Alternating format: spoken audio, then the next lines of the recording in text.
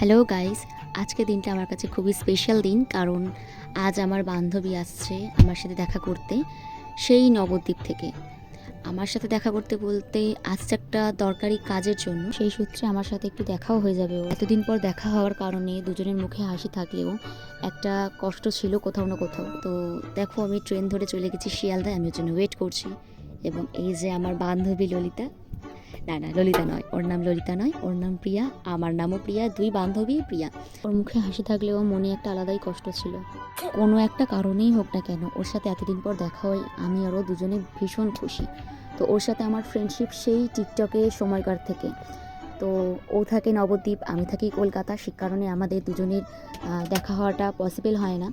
সেই আমরা দেখা করেছিলাম 2 বছর পর, আবার 2 বছর পর থেকে এখন আবার 3 বছর পর ওর সাথে আমার দেখা। আর কারণটা কি সেটা নেক্সট ভিডিওতে আমি তোমাদের সাথে শেয়ার করব।